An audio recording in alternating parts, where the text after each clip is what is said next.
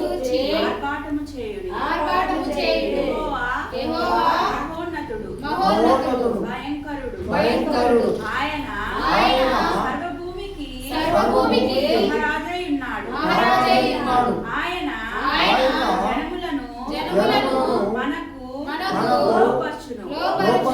మన పాదముల క్రింద ప్రజలను అనగదొక్కును. తాను ప్రేమించిన యాకోబునకు మహాతిశయ స్పందనగా మన స్వాస్థ్యమును ఆయన మన కొరకు ఏర్పాటు చేసి ఉన్నాడు. దేవుడు ఆర్భాటముతో ఆరోహణమాయను. భూరధ్వనితో యెహోవా ఆరోహణమాయను. దేవుని కీర్తించుడి.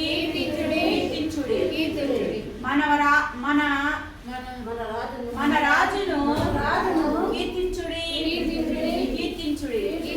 దేవుడు సర్వభూమికి రాజై ఉన్నాడు. రమ్యముగా కీర్తనలు పాడుడి. దేవుడు అన్ని జనులకు రాజై ఉన్నాడు. దేవుడు తన పరిశుద్ధ సింహాసనం మీద ఆసీనుడై ఉన్నాడు. జనములు ప్రధానులు అబ్రహాము యొక్క దేవునికి జనులై కూడుకొని ఉన్నారు. భూనివాసులు ధరించుకొనును కేడములు దేవునివి. ఆయన మహోన్నతుడాయను. దేవుడు తన పరిశుద్ధ వాక్యమును ఈ మధ్యనే పాకిస్తాన్కి మనకి యుద్ధం జరిగింది. పాకిస్తాన్ వాళ్ళు ఎన్ని మిసైల్ చేసినా అవి మన దేశాన్ని తాకుండా ఆ మిసైల్స్ పైనే పేల్చేసే ఒక ఆయుధ సంపత్తి కలిగిన ఒక ఆయుధాన్ని, ఒక రాడార్ని మనోళ్ళు కనిపెట్టారు. అందువల్ల వాళ్ళు వేసే మిసైల్స్ అని అవి లైన్ చేసేసాయి.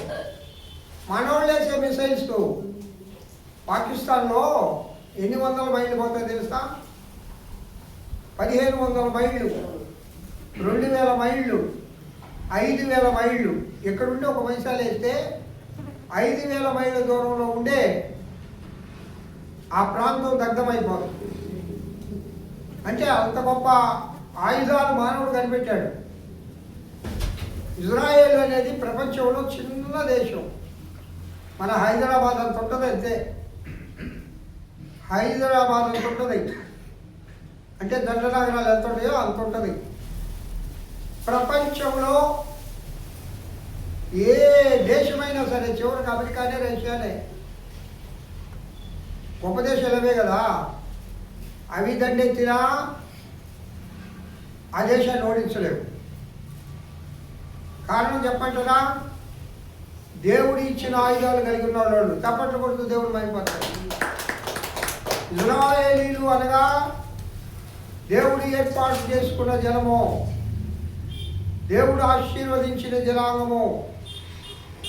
అబ్రహాముకు 12 మంది సంతానం అయితే ఆ 12 గోత్రాలను దేవుడు ఆశీర్వదించి ఇజ్రాయేలుగా లోకంలో వాటిని జీవింపజేస్తూ ఉన్నాడు. దేశం చిన్నదే, ప్రజలు కొద్దిమందే. 1000 కోట్ల మంది ప్రజలు, ఆయుధ సంపత్తి కలిగిన వాళ్ళు కూడా ఆ దేశాన్ని ఎవరు కూడా ఓడించలేరు. కారణము దేవుడు ఇచ్చిన ఆయుధాలు కలిగి ఉన్నారు. హల్లెలూయా చెప్పండి ఒకసారి. హల్లెలూయా, హల్లెలూయా. దేవుడు ఇచ్చిన ఆయుధాలు కలిగి ఉన్నారు. ఇక్కడ అంటాడు, భూజనులు ధరించుకుని కేడములు దేవునివి. ఈ లోకంలో ఎంత గొప్ప ఆయుధాలను ధరించుకున్నా, కలిగి ఉన్నా, వాటి భద్రతలో ఉన్నా ఆ ఆయుధాలు నిన్ను కాపాడలేవు. ఆ భద్రతా వలయం నీకు కాపాడలేదు. Z+ Z+ కేటగిరీ భద్రత కావాలి. ఇప్పుడు మన గొప్ప గొప్ప నాయకులకి, మన దేశ ప్రధానమంత్రి, మన రాష్ట్ర ముఖ్యమంత్రి, గొప్ప నాయకులకి Z+ కేటగిరీ భద్రత ఉంటుంది. మరి ఆ Z+ కేటగిరీ భద్రత ఉన్న వాళ్ళని నిమిష మాత్రంలో కాల్ చేశారు కదా. అల్లే చెప్తామా? హల్లెలూయా హల్లెలూయా హల్లెలూయా. ఏమండి, అంత భద్రత ఉన్న వాళ్ళను ఎవరిని కాల్చారు చెప్పండి? Z+ కేటగిరీ భద్రత ఉన్న వాళ్ళు ఎవరు? రాజశేఖర రెడ్డిని కాల్చేయాల, విమానం కాల్చేసింది ఆయన్ని. చెప్పండి అమ్మా. ఇందిరాగాంధీ, అమ్మ నా వైపు చూడండి. ఇందిరాగాంధీని కాల్చేసింది ఎవరు? ఆయన్ని కాపలా కాసే ఒక సైనికుడు, ఆమెను కాపలా కాసే సైనికుడు. ఇందిరాగాంధీ కుమారుడు రాజీవ్ గాంధీ. రాజీవ్ గాంధీని శ్రీలంకలో కాల్చేసింది ఎవరు? ఒక ఆడ మనిషి, ఇద్దరు మగవాళ్ళు. మరి వాళ్ళకి ఎంత భద్రత ఉంటుంది? అందుకే ప్రియులారా, ఈ లోకంలో దేవుడు ఇచ్చే ఆయుధాలు ధరించాలి. మనం భద్రంగా ఉండాలంటే చప్పట్లు కొట్టు దేవుడు. దేవుడు ఇచ్చే ఆయుధాలు ధరించాలి, మానవుడు ఇచ్చే ఆయుధాలు కాదు. మానవుడు ఇచ్చే ఆయుధాలు ధరిస్తే నీ మరణాన్ని ఎవరు కాపాడలేరు, నీకొచ్చే శోధనని ఎవరు కాపాడలేరు, నీకొచ్చే కష్టాన్ని ఎవరు ఆపలేరు. నీకు శోధన వచ్చినా, కష్టం వచ్చినా, బాధ వచ్చినా సమస్తమని జరిగించగలిగిన మహాదేవునికి స్తోత్రాలు చెప్పండి. నిన్ను కాపాడే దేవునికి స్తోత్రం చెప్పండి. నిన్ను ఘనపరిచే దేవునికి స్తోత్రం చెప్పండి. నిన్ను మహిమపరిచే దేవునికి స్తోత్రం చెప్పండి. నిత్యము నిన్ను నడిపించే దేవునికి స్తోత్రం చెప్పండి. నిన్ను బలపరిచే దేవునికి స్తోత్రం చెప్పండి. నీకు ఆయుష్ ఇచ్చిన దేవునికి స్తోత్రం చెప్పండి. ఇంతవరకు నిన్ను కాచి కాపాడుతున్న ఆ దేవదేవునికి మహిమ కలిగిన ఓ గొప్ప స్వరముతో స్తోత్రం చెప్పండి. ఎన్ని స్తోత్రాలు చెప్పినా సరిపో. దేవుడు చేసిన ఉపకారములు అన్నీ ఇన్ని కావు. పిల్లరా, ఈ దినము నేను బ్రతుకున్నానంటే అది నా యేసయ్య నా పట్ల చేసిన ఉపకారం. మీరు బ్రతుకున్నారంటే అది ఆ దేవదేవుడు మన పట్ల చేసిన ఉపకారము. నీవు చేసిన ఉపకారములకు నేనేమి చెల్లింతును?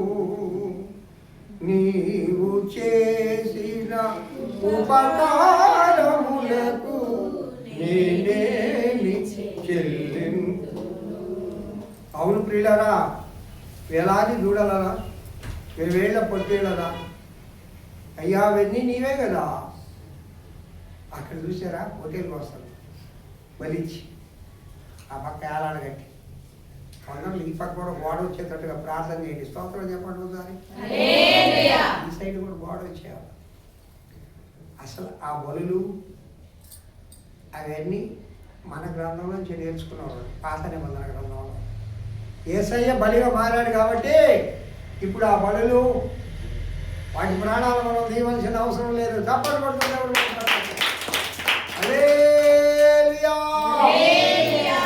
ప్రియా దేవుడు మిల్లారా, దేవుడి ఇచ్చే ఆయుధాలు ఈ కేడములు దేవునివే. అవండి ఆ కేడములు ధరించుకొని మనం ఏం చేయాలని రాస్తుందంటే, ఆ కేడములు ధరించుకొని దేవుని కీర్తించాలి.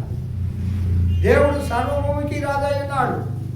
రమ్యంగా కీర్తనలు పాడాలి. ఎట్లా పాడాలా అనుకుంటే, రమ్యంగా అంటే ఎట్లా చెప్ప, రమ్యంగా కీర్తనలు పాడాలి. దేవుడు అన్యజనులకు రాజు అయి ఉన్నాడు. ఆయన భూమి అందంతటికీ రాజు.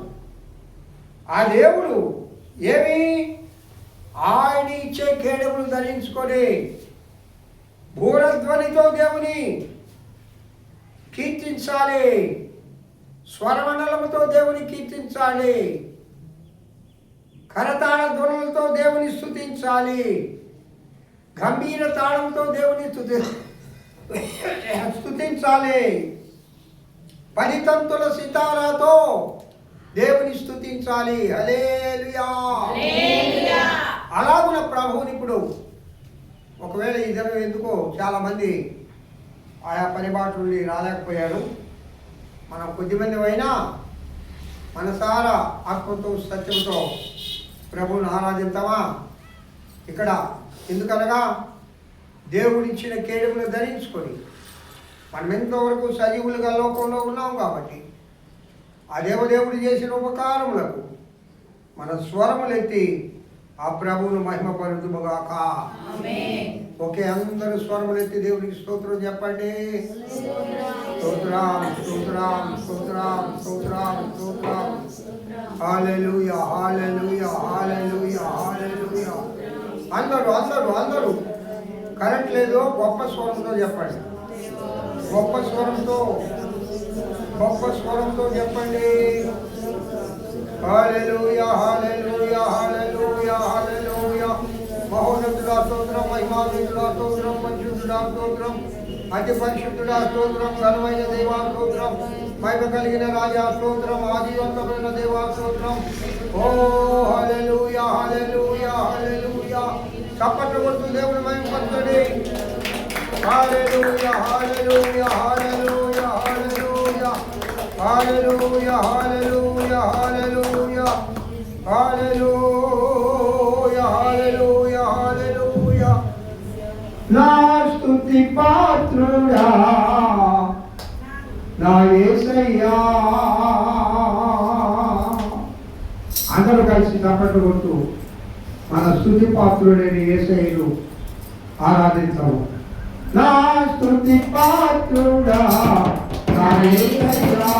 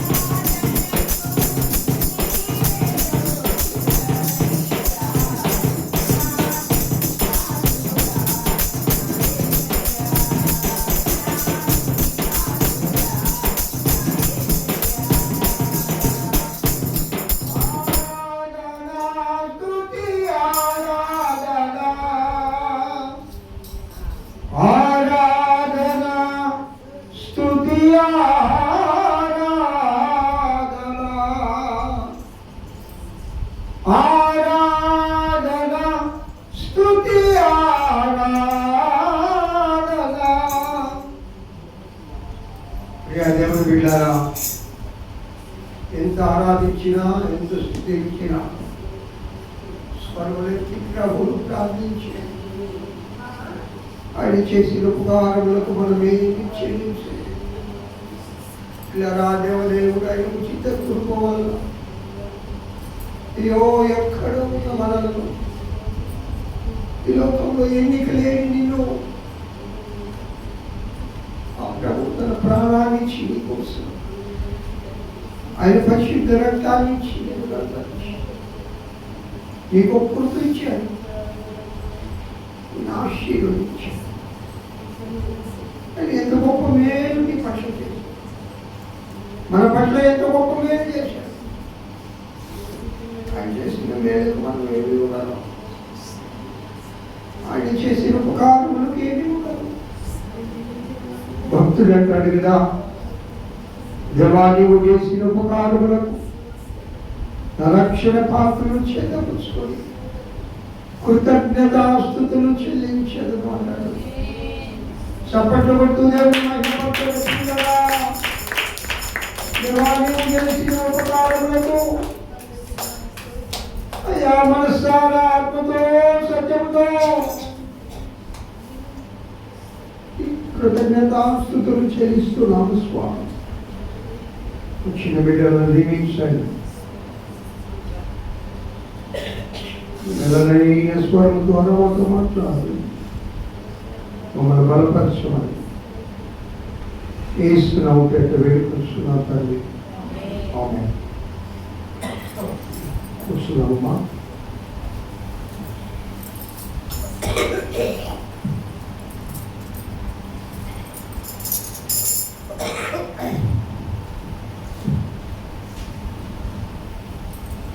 అందరికీ యేసుక్రీస్తు నామమున పేరిట వందనములు. ఒకసారి అందరూ సంతోషంగా తప్పట్లు కొడుతూ దేవుని నామమున హల్లెలూయా హల్లెలూయా. ప్రియా దేవుని బిడ్డలారా, కొద్ది నిమిషాలు దేవుని వాక్యాన్ని మనం ధ్యానం చేసుకుందాం. జెఫన్యా గ్రంథము 3వ అధ్యాయము.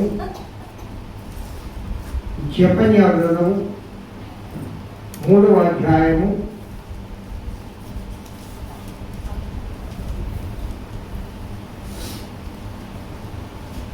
14వ వచనం నుంచి చదవండమ్మా. జెఫన్యా గ్రంథము 3వ అధ్యాయము 14వ వచనం నుండి 14 నుండి 16 వరకు, 17 వరకు చదువు. సియోను నివాసులారా ఉత్సాహధ్వని చేయుడి, ఇశ్రాయేలీయులారా ఆ జయధ్వని చేయుడి, యెరూషలేము కుమార్తెలారా ఆ నివాసులారా పూర్ణ హృదయముతో సంతోషించి గంతులు వేయుడి. తాను మీకు విధించిన శిక్షను యెహోవా కొట్టివేసి ఉన్నాడు. మీ శత్రువులను ఆయన వెళ్ళగొట్టి ఉన్నాడు. ఇశ్రాయేలుకు రాజైన యెహోవా మీ మధ్య ఉన్నాడు. ఇక మీదట మీకు అపాయము సంభవింపదు.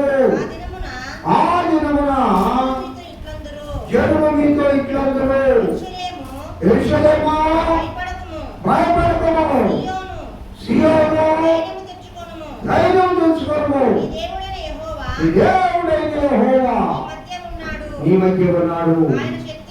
ఆయన శక్తివంతుడు, ఆయన మిమ్మల్ని రక్షించును.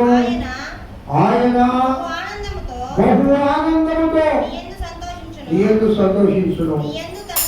నీ యందు తనకున్న ప్రేమను బట్టి శాంతము వహించి నీ అందరి సంతోషము చేత ఆయన హర్షించును. తప్పని కొడుతూ దేవుని మహిమ. పిల్లరా, ఈ వచనాలన్నీ కూడా 14 నుండి 17 వరకు ధ్యానం చేయాలంటే కొన్ని నెలల కాలం పడుతుంది. కానీ చాలా శుద్ధిగా, చాలా తక్కువగా, చాలా షార్ట్గా ఒక 20-25 నిమిషాల్లో పరిశుద్ధాత్మ దేవుడు కొన్ని అమూల్యమైన సత్యాలను మనతో మాట్లాడుతున్నారు కాక. ఆమె చెప్పడమా? అల్లు చెప్పండి. ఇక్కడ సియోను నివాసులారా ఉత్సాహధ్వని చేయండి అన్నాడు. ఎవరండి సియోను నివాసులు? అసలు సియోను అంటే అర్థం ఏంటి? జియోన్ అంటారు ఇంగ్లీష్లో. జియోన్ తెలుగులో సియోను అంటారు. ఏమా అందరూ నా వైపు చూడండి. తెలుగులో సియోను అంటారు, ఇంగ్లీష్లో జియోన్ అంటారు. ఇక్కడ 3 రకాలైన నివాసులను దేవుడు మీరు ఆనందించండి, మీరు గంతులేయండి, మీరు సంతోషించండి అంటున్నాడు.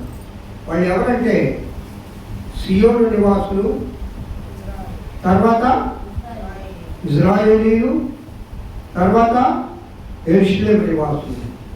చప్పటి కొడుతూ దేవుడు మహిమపరుస్తాడు.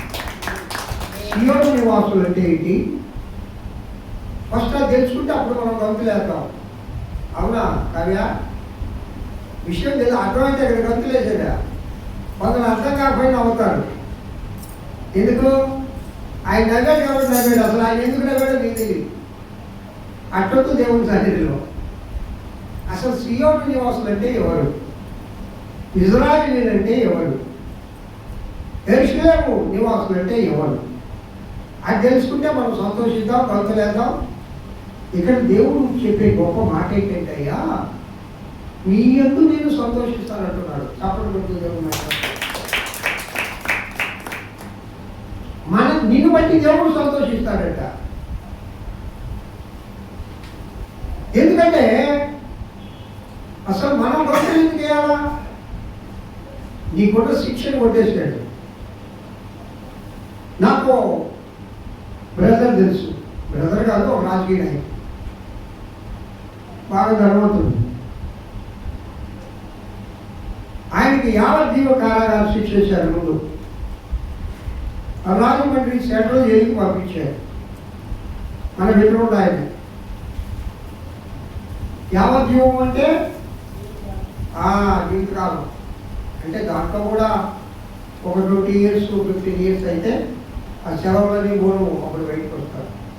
ఆరోగ్యంగా బతుకుంటే లేకపోతే అక్కడే చచ్చిపోవడం చాలా మంది. ఆయన యావజ్జీవ శిక్ష ఏదో ఒక హత్య దాంట్లో వేశారు. ఎంత దుఃఖపడ్డాడంటే, ఎంత ఏడ్చారంటే వాడు బంధువులు వాడు ఒక్కోడు పెట్టారు. ఆయన లేని ఆస్తి లేదు, మంచి పొలం ఆస్తులు. కానీ అనుకోని పరిస్థితుల్లో తప్పు చేయబట్టి న్యాయస్థానం శిక్షించింది. సరే, హైకోర్టు ఆ శిక్షించింది. సరే, పోయి శిక్ష భరాయిస్తూ ఆయన మళ్ళా సుప్రీంకోర్టుకు పోయారు. వాళ్ళ వాళ్ళు మా వారికి వేసిన శిక్ష కరెక్ట్ కాదు, ఆ తప్పిదం ఆయన చేయలేదు, వేరే వాళ్ళు చేశారు, ఈ మీద నెట్టారు, అది అనుకోకుండా యాక్సిడెంట్లీ ఈ పేరు రావడం జరిగింది, ఈ నాయకుడు కాబట్టి అని చెప్పి వీళ్ళు చేశారు. ఒక్కొక్కరు ఆయన పెట్టి ఆయన 1 గంటకి ₹1,00,000 తీసుకుంటాడు మాట్లాడితే. ఎంత? 1 గంటకు పోయి కోర్టులో మాట్లాడితే ₹1,00,000 ఆయనకి. ఇంకోసారి చెప్పనా, భారతదేశంలో లాయర్లు అంత విలువైన లాయర్లు, డబ్బు తీసుకున్న లాయర్లు ప్రపంచంలో ఎక్కడా లేరు. అంటే ఇంత గొప్ప కంటే గొప్ప లాయర్లు ఉన్నారు, కానీ ఇంత ధనాన్ని వాళ్ళు కోరరు. 1 గంటకు ₹10,00,000 జగన్ గారికి వాదించే లాయర్కి ఇచ్చేది. ఆయన కేసుల మీద వాదించే లాయర్కి ఇచ్చేది ఎంత తెలుసా? సుప్రీంకోర్టులో, హైకోర్టులో 10,00,000. సరే, వీళ్ళు ₹1,00,000 పెట్టి ఒక లాయర్ గారిని పెట్టి సుప్రీంకోర్టులో కేసు ఓపెన్ చేయించి వాదిస్తే ఆ కేసు కొట్టేశారు. అప్పుడు వాడు సంతోషం అంతా అయిన తర్వాత ఆయన బయటకు వచ్చి రోజు నాతో కనపడి, నెల్లూరులో కనపడి, సార్ దేవుడు నాకు న్యాయం చేశాడు దేవుడు మా ఎందున్నారు సార్ నా కేసు కొట్టేశారు అని నేను కావు తీసుకొని సంతోషపడిపోతున్నాను.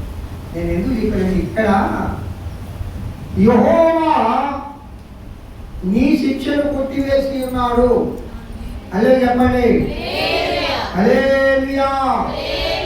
ఎప్పుడు దేవుడు నీ శిక్షను కొట్టివేస్తాడంటే నీకు సియోన్ అనుభవంలో నడవాలి, ఇజ్రాయేల్ అనుభవంలో నువ్వు నడవాలి, యెరూషలేము అనుభవంలోకి నువ్వు రావాలి. ఈ 3 అనుభవాలలో నువ్వు ఉన్నప్పుడు నువ్వు గంతులు వేస్తావు, నువ్వు సంతోషిస్తావు, దేవుడు నీకున్న శిక్షను కొట్టివేస్తాడు. అప్పుడు ఆయనే నిన్ను బట్టి సంతోషిస్తాడు. చప్పటి కొడుతూ దేవుడు మహిమపడతాడు. హల్లెలూయా.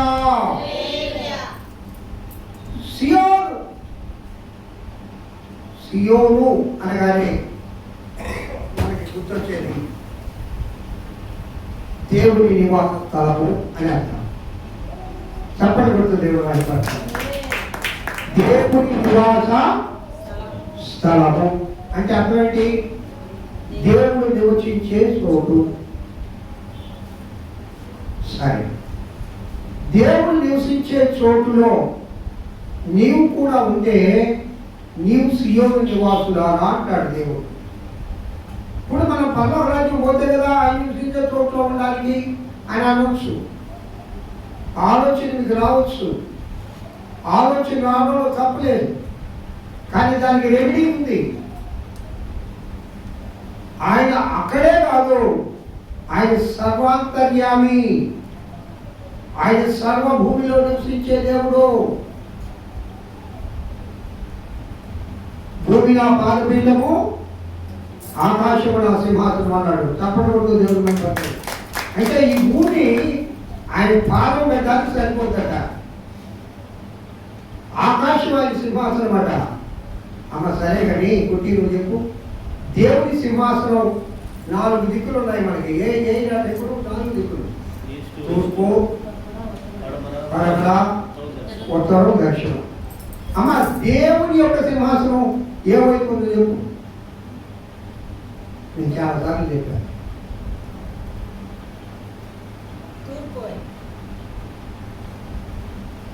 ఇంకొక మాట కూడా చెప్పు, అది కరెక్ట్గా. ఉత్తరము. హల్లెలూయా. ఉత్తరము వైపున దేవుని సింహాసనం ఉన్నది. యోబు గ్రంథంలో చదువు. ఉత్తరము. ప్రియా దేవుడు వెళ్ళారా? ఇప్పుడు చదవలేమా? నా వైపు చూడు, నీకు వచ్చిన తర్వాత చెప్తా. దేవునితో నివసించేవాడు సియోను నివాసులు అవుతాడు. అయితే మనం దేవునితో ఎలాగైనా నివసించేది? పరలోక రాజ్యం పోతే కదా, సియోనుకు పోతే కదా, సియోనులో ఉంటే కదా. మరి ఇక్కడ వారిని వీళ్ళందరూ ఎదిరినోళ్ళు కాదు, వీళ్ళందరూ భూలోకంలో ఉన్న ఇజ్రాయేలీయులతో ఇక్కడ మాట్లాడుతూ ఉన్నాడు. యెరూషలేము వాళ్ళ నివాసులారా, ఇజ్రాయేలీయులారా, సియోను నివాసులారా. మరి దేవునితో నివసిస్తే కదా అంటే దేవునితో నివసించడానిగా దేవుడు ఇక్కడ కూడా ఉన్నాడు. తప్పని కొడుతూ దేవుడు ఎక్కడ ఉన్నాడమ్మా? ఎక్కడ చెప్పండి అవసరం. ఒక్కరు లేక ఇద్దరు కూడి దేవుని నామం పేరును ప్రార్థన చేస్తారో ఎవరి అక్కడ దేవుడు ఉన్నాడు. అంటే ఇక్కడ ఏసై ఉన్నాడా లేదా? ఉన్నారన్న వాళ్ళు తప్పని కొడుతూ దేవుడు పడతారు. ఇప్పుడు మనం సియోను నివాసులమా కాదా? చెప్పండి, సియోను నివాసులము.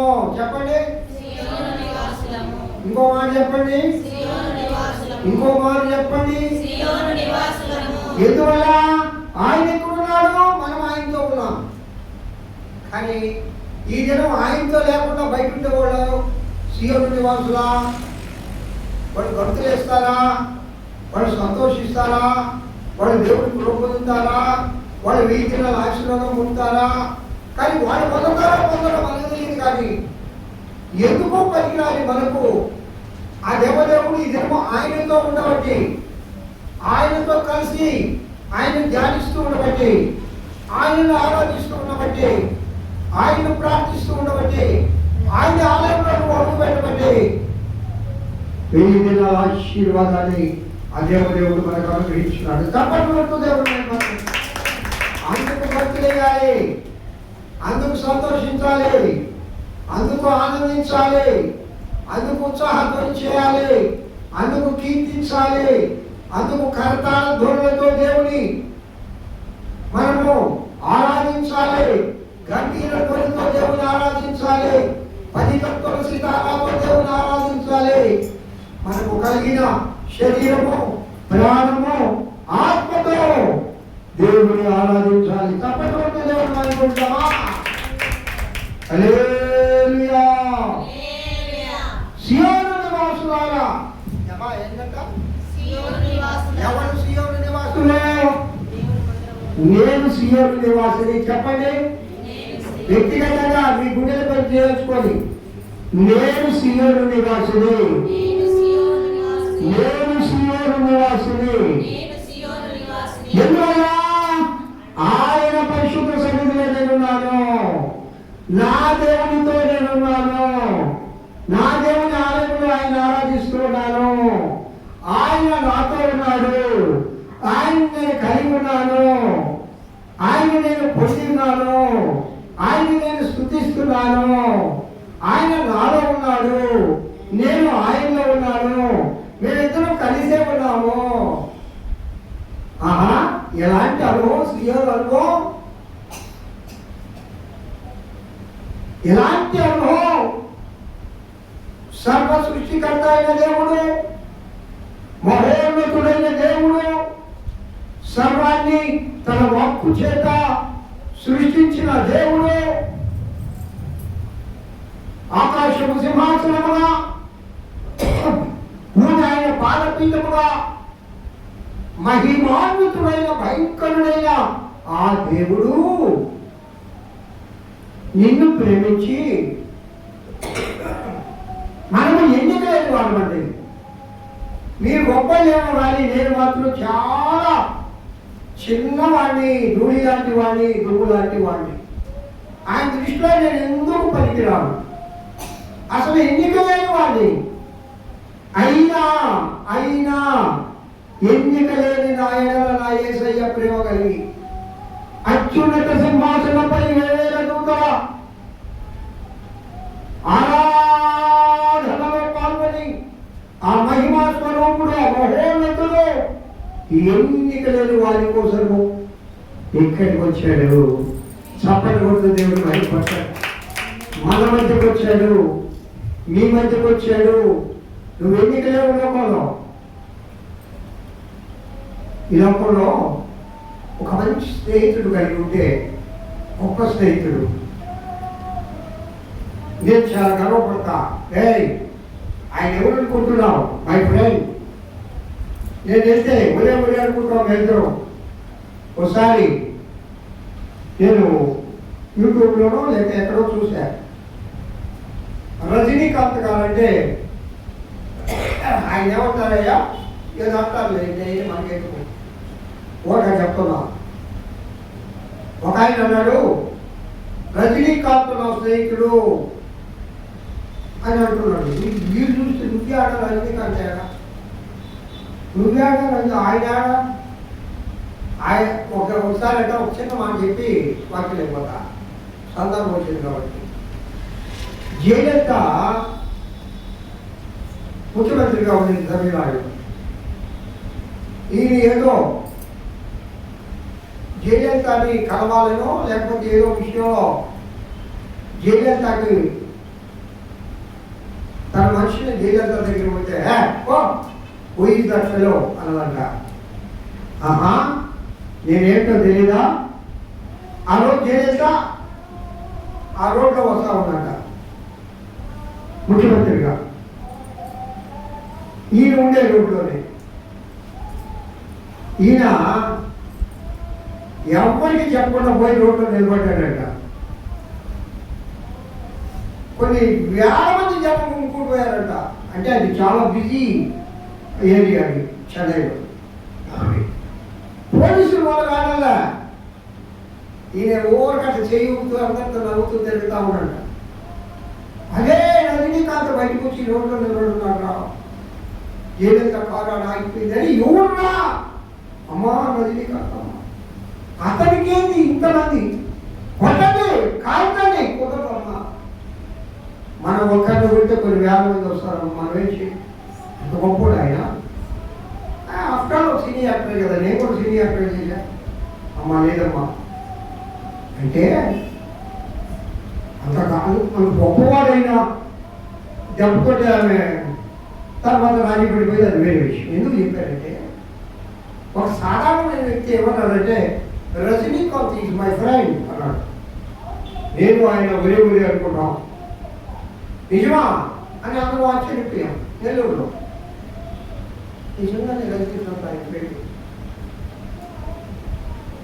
వాళ్ళిద్దరు సహసంబంధాలు ఆ వీడియోస్ అవి వాళ్ళు మాట్లాడుకునే చూస్తే అది తక్కువ కౌలు తీసుకొని ఏరా బాగున్నావా రేపు బాగున్నానయ్యా రే ఏదిరా అయ్యా అంటావు నన్ను కూడా వరి అంటున్నా.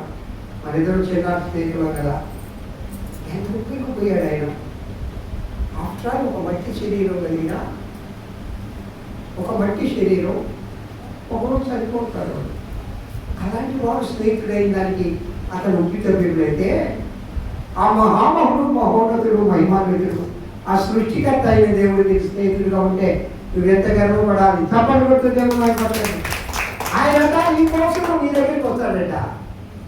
నిన్ను బట్టి ఆయన సంతోషిస్తాడట. ఎప్పుడో నువ్వు సియోను నివాసమైనప్పుడు అంటే నువ్వు దేవునితో నివసించినప్పుడు, నువ్వు దేవుణ్ణి కలిగి ఉన్నప్పుడు, నువ్వు దేవుని కృపను పొంది ఉన్నప్పుడు, నువ్వు నిత్యము ఆయనను ఆరాధిస్తూ ఉన్నప్పుడు, నిత్యము ఆయనను నీ హృదయంలో కలిగి ఉన్నప్పుడు చప్పట్లు దేవుడు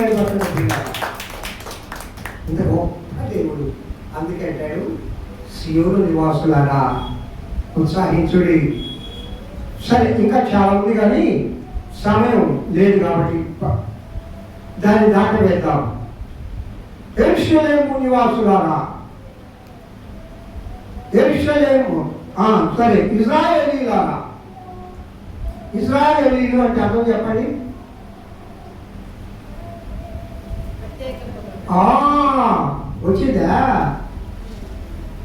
వచ్చిందా జ్ఞాపకం వచ్చింది. ప్రత్యేకించబడిన వారు అల్లే చెప్పండి. అమ్మా దేవుడికి స్తోత్రం చెప్పండి. అమ్మా హల్లెలూయా. ప్రత్యేకించబడిన వారు మొదటిది సియోను నివాసులు. సియోను నివాసులు అంటే దేవునితో నివసించేవారు, దేవునితో నివసించే అనుభవం కలిగిన వారు. రెండవది ఇజ్రాయేలీలు అంటే ఇజ్రాయేల్ అనుభవం ఏంటంటే ప్రత్యేకించబడిన వారు. దేని నుంచి ప్రత్యేకించబడిన వారు చెప్పడమా? ఇప్పుడు నేను ఉపాధ్యాయుడు కాబట్టి కొన్ని సంవత్సరాలు 30 సంవత్సరాలు హెడ్ మాస్టర్గా పనిచేసా. అనేక మంది టీచర్స్కి ట్రైనింగ్ ఇచ్చా. చాలా మండలాలు నెల్లూరు జిల్లాలో తిరిగా. మేము టీచర్స్కి ట్రైనింగ్ ఇచ్చేటప్పుడు చెప్పేవాళ్ళం, అయ్యా మీ క్లాస్లో 3 గ్రూపులు చేయి. ఎన్ని గ్రూపులు చేయాలా? ఒకటి స్పెషల్ గ్రూప్ ఉండాలి, ఒకటి ప్రత్యేకమైన గ్రూప్ ఉండాలి. ఆ గ్రూప్ ఏంటంటే 90% అబౌవ్ మార్కులు వచ్చే బిడ్డలు ఒక గ్రూపు. నారాయణలోనో రత్నంలోనో ఇప్పుడుండే పెద్ద పెద్ద స్కూల్స్లో రేపు మీకు పుట్టబోయే బిడ్డలు చేస్తారంటే ఆ బిడ్డ లైఫ్ వాళ్ళు చూస్తారు, వాళ్ళ యొక్క నాలెడ్జ్ వాళ్ళు టెస్ట్ చేస్తారు. 90% అబౌవ్ ఉంటేనే వాళ్ళు నేర్చుకుంటారు, లేకపోతే నేర్చుకోరు.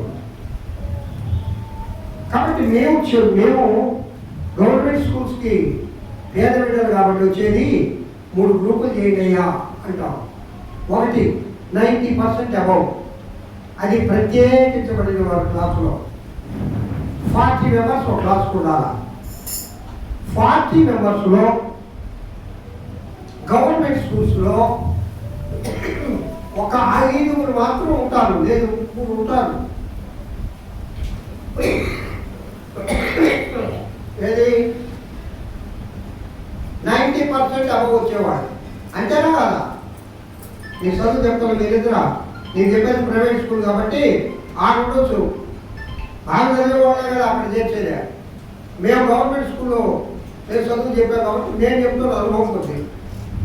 ఒక 3 లేక ఆ క్లాసులో బాగుండాలంటే 5 ఉంటారు, 90% అబవ్. ఏమా రెండో గ్రూప్ ఏంటంటే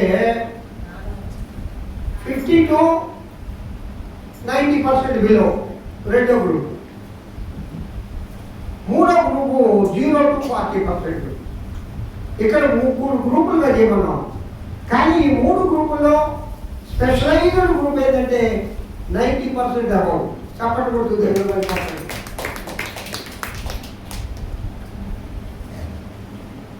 వాడు ప్రత్యేకింపబడిన వాడు. ఆ క్లాసులో వాళ్ళని ప్రత్యేకంగా టీచర్స్ అబ్జర్వ్ చేస్తారు, వాళ్ళని ట్రీట్ చేస్తారు, వాళ్ళ చేత క్లాసులు చెప్పిస్తాం, వాళ్ళే క్లాసులో లీడర్గా ఉంటారు. టీచర్ లేనప్పుడు ఈ యాక్టింగ్ యాజ్ ఎ టీచర్. వాళ్ళు ఆ విధంగా వాళ్ళు అక్కడ ఒక ప్రత్యేకమైన లీడర్షిప్గా, విద్యార్థులుగా ఒక గ్రూప్గా ఉంటారు.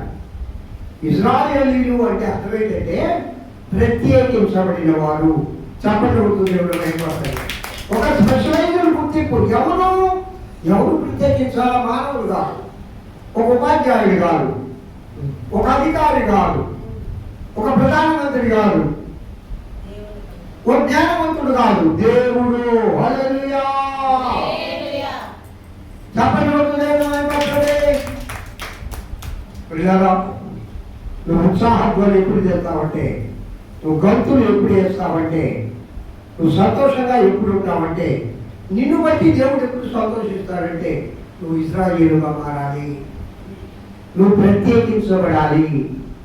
ఈ లోకము నుండి, సాతాను నుండి, శరీర కార్యముల నుండి, శరీరాశ, నేత్రాశ, జీవపుదకము అనే ఈ శరీర కార్యముల నుండి నువ్వు ప్రత్యేకించబడితే, నువ్వు పరిశుద్ధురాలు అయితే, నువ్వు నిష్కళంకురాలు అయితే, నీకు నిష్కప్తమైన దాని అయితే, మంచాయిలను, మొత్తాయిలను, దాబోయిలను, అతిథి మరి ఏదైనా లేకపోయి దేవుడి దృష్టిలో నీతిమంతులుగా, పరిశుద్ధులుగా ప్రత్యేకించబడితే అది ఇజ్రాయేల్ అనుభవము.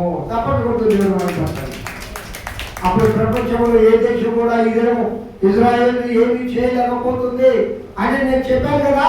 ఎందుకో వారు ప్రత్యేకించబడిన వారు.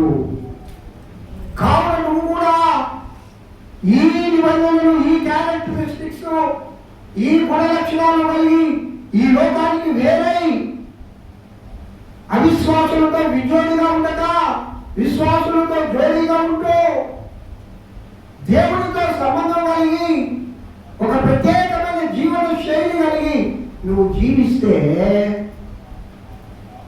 ఆ దేవుడు నీతో నివసిస్తాడు.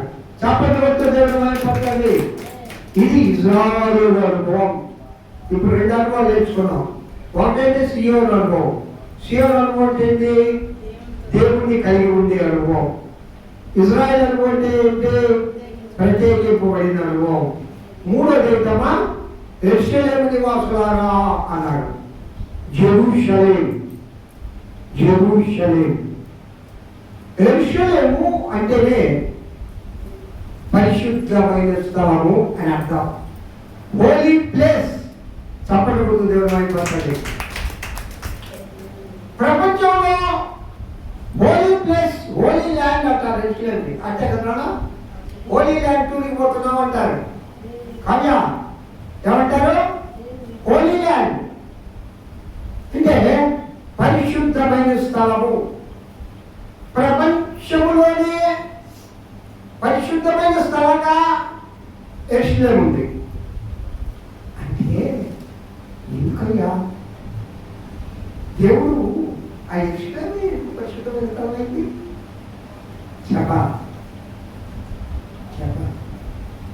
యెరూషలేము ఎన్ని కొండలపై కట్టబడవు తెలుసా ఇంకా? ఎరుషలేము చుట్టూ ఎన్ని కొండలు ఉన్నాయి తెలుసా? నేను చాలాసార్లు చెప్పి 7 కొండలు. అసలు 7 కొండలు మన దేవుడే, ఆయన కాదు. 7 కొండలు నేను చెప్తా. ఆ కొండల పేర్లు కూడా నేను ద షెపర్డ్ మినిస్ట్రీస్లో ఒకసారి బ్యాక్ పోయి చూడండి, కొన్ని పుస్తకాల్లో ఆ 7 కొండల గురించి నేను చెప్పా. కొండల పేర్లు కూడా చెప్పా. ఒక్కొక్క కొండ గురించి ధ్యానం చేశా. 7 కొండలు మన దేవుడు. 7 కొండల పైన నిర్మించిన పరిశుద్ధ కట్టడం అది. ఫస్ట్ ఒక అక్షరం. 2వ అక్షరం చెప్పనా? అది దేవుడు నివసించిన స్థలం. ఎందువల్ల? దావీదు ఏమన్నాడు? దావీదే అంట దేవుడి దగ్గర ఒక వరం కోరాడంట. అమ్మా, ఇజ్రాయేల్ రాజులందరిలో, యూదా రాజులందరిలో గొప్ప సంపద కలిగిన రాజు చెప్పండి. దావీదే. దావీదుతో సంపద కలిగిన రాజు గొర్రెల కారణమైన ఉంటే ఒక 100 గొర్రెలు ఉంటాయో, ఒక 50 గొర్రెలు ఉంటాయో, 1000 గొర్రెలు ఉంటాయి హెచ్ఐకి. ఆ గొర్రెలు కాసుకునే వాడు చనిపోయిట. అలాంటి వాడిని ప్రపంచ రాజులందరికంటే సంపద కలిగిన వాడు చేశాడు. అప్పుడు అంటాడు, అందుకే అంటాడు, అయ్యా ఇంతగా నన్ను హెచ్చించడము నేను ఏ పాటి వాడి, నా కుటుంబము ఏ పాటిది. ఎంత గొప్ప మాట, ఎంత గొప్ప అనుభవం అది. అలాంటి గొప్ప దావీదు ఎవరు దేవుడి దగ్గరికి వెళ్ళి మోకాళ్ళు వెళ్ళి ప్రార్థించి, యెహోవా దేవా నేను నీకు మందిరం కడతానయ్యా అన్నాడు. ఎవడేడమ్మా? ఇంత ఆశ దావీదుకి ఎంత ఆశ తెలుసా? దేవా నీ మందిరాలను చూడవలనని నా ప్రాణం ఎంతో ఆశపడుతున్నది, తృష్ణపడుతున్నది. మన వాళ్ళకేదమ్మా? మనకేది? లోకంలో పనులు, లోకంలో జలసాలు, లోకంలో ముసలమ్మ ఒకట్లు, లోకంలో ఫుడ్డు, ఆదివారం జలసాలు. అసలు మన వాటి ఎంత అజ్ఞానం అవుతుందంటే పాపం. అయ్యో దేవుడి సన్నిధిలో పోయి 1 గంట కూర్చొని వస్తే ఎంత గొప్ప మనశ్శాంతి, ఎంత ఆశీర్వాదం ప్రవహిస్తాడు. అర్థం చేసుకుంటే మళ్ళా రాదు కదా. నేను ఎన్నోసార్లు చెప్తా. కానీ అంత కోట్లాది కోట్లాది కోట్లాది రూపాయలు అయిన ఒక మహారాజు అయిన దావీదు అంటాడు, దేవా నీ మందిరాలను చూడవలెనని నా ప్రాణము ఎంతో ఆశపడుతున్నది. నా ప్రాణము తృష్ణ అంటే దాహం. దాహం లోపల అనేక దాహాలు ఉన్నాయి. ఏ దాహాలు చెప్పండి బాబు? చెప్పు నవీన్, చెప్పు. ఏ దాహాలు? ధనదాహం ఎక్కువ మానవుడికి. ఇంకా ఇంకా ఒక్కొక్క దాహం కాదులే, పూలికో దాహం ఉంటుంది. లేదమ్మా ఇంకే దాహం? డబ్బుదాహం. తీరడం అది లేదు. నీకు ఎందుకు ఆ మాట చెప్తాం? వదిలేమా, ఆ దాహం లేదు, మనకు రాదు. ఆ దందాహం కలిగినోడు సపరేట్గా ఉంటారు. అంటే ఒక్కొక్క దాహం ఉంటుంది. కానీ ఈయనకి ఏ దాహం అంటే, అయ్యా నేను ఏం దాహం ఉంటున్నానంటే, నేనేం తృష్ణ పొందుతున్నానంటే నీ మందిరావరణములను చూడవలెనని.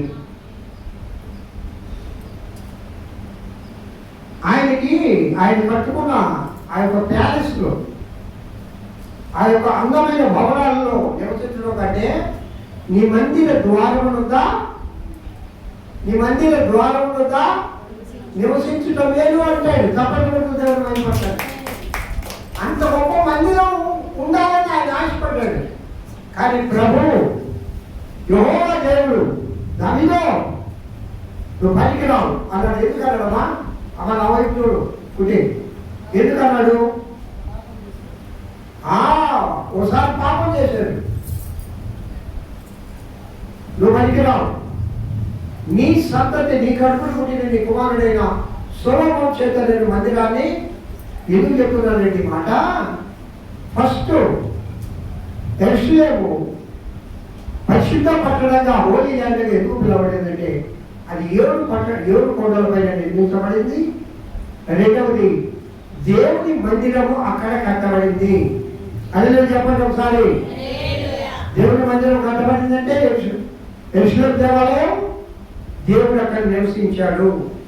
దేవుడు నివసించాడు. ఆయన పరిశుద్ధుడు అంటాడు. మన తండ్రి పరిశుద్ధుడు కనుక మీరు పరిశుద్ధంగా ఉండాలి. దేవుని సన్నిధి పరిశుద్ధమైనది, దేవుని వాక్యము పరిశుద్ధమైనది, దేవుని మాటలు పరిశుద్ధమైనవి, దేవుని వినికిడి పరిశుద్ధమైనది, దేవుని అలికిడి పరిశుద్ధమైనది, దేవుని యొక్క చూపు పరిశుద్ధమైనది. కాబట్టి మీరు పరిశుద్ధులుగా ఉండండి. కాబట్టి దానికి హోలీ ల్యాండ్ అనే పేరు వచ్చింది. చప్పటి కొట్టు దేవుడు మనం మాట్లాడాలి. ఇంకోసారి చెప్పనా?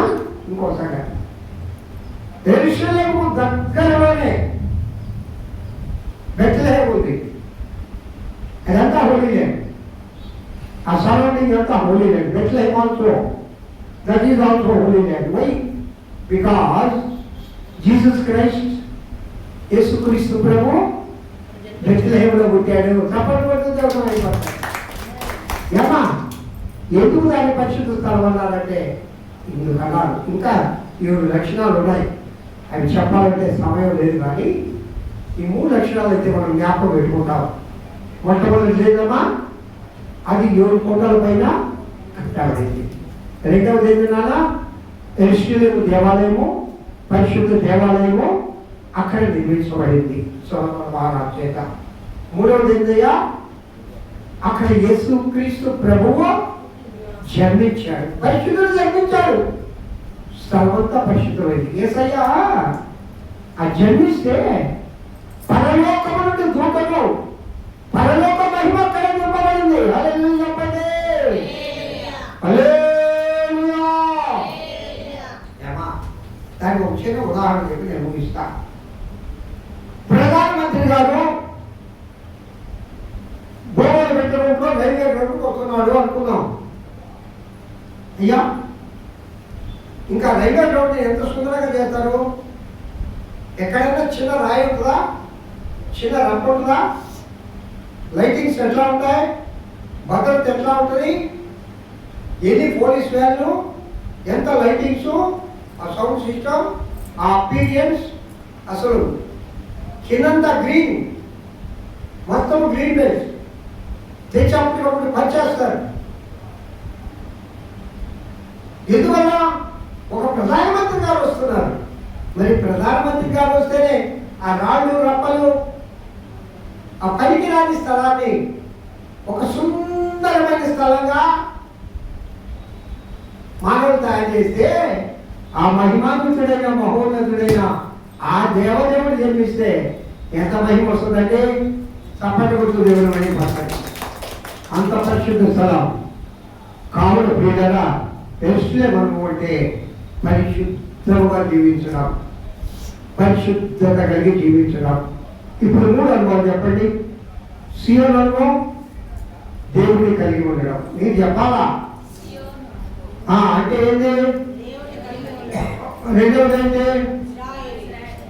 ఇజ్రాయేల్ అనుభవం అంటే ప్రత్యేకింపబడిన అనుభవం. యెరూషలేము అనుభవం అంటే పరిశుద్ధమైన అనుభవం. ఈ 3 అనుభవాలు కలిగి ఉంటే నువ్వు సంతోషిస్తావు, గంతులు వేస్తావు, ఆనందిస్తావు. అది కాకుండా దేవుడే నిన్ను బట్టి సంతోషిస్తాడు. తప్పకుండా ఏమా భర్త భార్యని బట్టి సంతోషించాలి, భార్య భర్తను బట్టి సంతోషించాలి, భర్త భార్య తన కలిగిన బిడ్డలను బట్టి సంతోషించాలి. ఆ బిడ్డలు ఈ రోజుల్లో పుట్టినోళ్ళు తల్లిదండ్రులు సంతోషాన్ని ఇచ్చేవారుగా ఉంటున్నారా, ఎక్కువ మంది దుఃఖాన్ని పంచేవారుగా ఉంటున్నారంటే అది మీకే తెలుసు. లోక పొగడలు, లోక వ్యవహారాలు, లోక క్యారెక్టరిస్టిక్స్, వాళ్ళ స్నేహితులు, వాళ్ళ వ్యవహార శైలి, వాళ్ళ జీవన విధానం తల్లిదండ్రులను దుఃఖపెట్టేదిగా ఉంటుంది. కానీ ప్రియా దేవుడు బిడ్డ, నీ పరలోకపు తండ్రి అయినే ఆ దేవదేవుడు నీ యందు సంతోషించాలి అంటే ఈ 3 గుణగణాలను కలిగి ఉండాలి. హల్లెలూయా. ఏ గుణగణాలు చెప్పమ్మా? సీయోను అనుభవం, యెరూషలేము అనుభవం, ఇజ్రాయేల్ అనుభవం. చెప్పండి. సీయోను అనుభవం, ఇజ్రాయేల్ అనుభవం, యెరూషలేము అనుభవం. సియోను అనుభవం అంటే ఏంటి? దేవుని కలిగి ఉండడం. ఇజ్రాయేల్ అనుభవం అంటే ప్రత్యేకింపబడ్డాం. యెరూషలేము అనుభవం అంటే పరిశుద్ధత కలిగి ఉండడం. చప్పట్లు కొడుతూ దేవుడు మహిమపరచండి. ఆ అనుభవాల గుండా నా ప్రియుడైన యేసయ్య మీ అందరినీ నడిపించునుగాక. ఇశ్రాయేలు అనుభవంతో దేవుడు నింపునుగాక. సియోను అనుభవంతో దేవుడు నింపునుగాక. యెరూషలేము అనుభవంతో దేవుడు నింపునుగాక. దేవుడు మిమ్మల్ని బట్టి ఉత్సాహించి సంతోషించునుగాక. అలాంటి గొప్ప ఆశీర్వాదములు నా ప్రియుడైన యేసయ్య నేనందరికీ దయచేయను గాక. దేవుడి వాక్యం దీవించి ఆశీర్వదించను గాక. Thank you. ప్రార్థన చేసుకుందాం.